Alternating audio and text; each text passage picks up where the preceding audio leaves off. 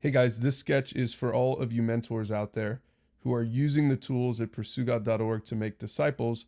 We're going to talk about pushing past the awkwardness.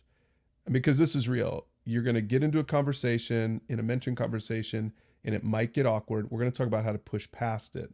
So let's take a look at this image here. We invite someone into a mentoring relationship, we send a topic, and let's say they accept, and you're starting to invest in that person one topic at a time. Maybe it's the first time you meet, maybe it's the second or third time you meet, but what happens is that sometimes it gets awkward right here, right? When you're trying to invest in them, when you're picking a topic, it's not always smooth. And my concern is if this happens to you as a mentor the first time or the second time you do this, you might think that you're bad at this. And I just want you to know that this isn't about you. You're not bad at this. This is really normal. In fact, it happens to me all the time.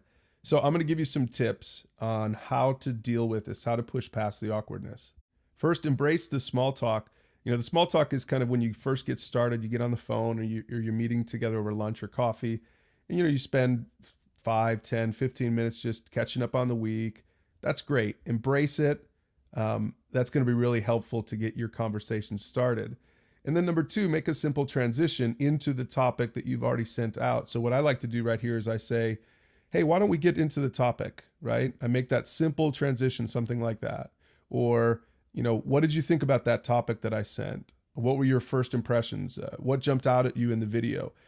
Those first couple of questions in the discussion questions, just keep it simple and transition into the topic. And then be sure to ask good questions, right? Now, some of the questions you're going to ask are right there on the post itself. But a lot of times I just think of a couple of my own questions coming out of that. And remember, all those questions and those topics are suggestions. You don't have to cover any or all of them, certainly. But ask some good questions to get that conversation started.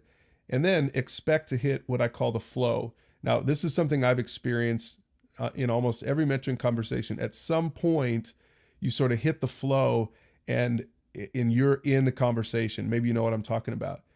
You're not, no one's awkward anymore. You're not self-conscious. They're not self-conscious. You're just really having a great conversation. The tool just kind of fades away. And then one last thing I want to encourage you with is just don't give up. Never give up. Remember, the greatest thing that you can do in your life, the greatest, activity you can engage in week to week is helping someone pursue God.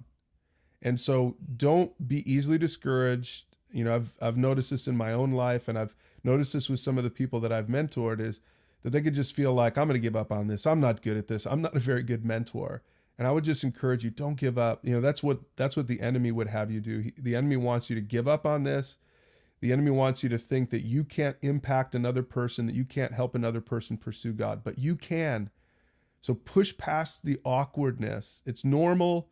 Push past it, and you'll be so glad that you did.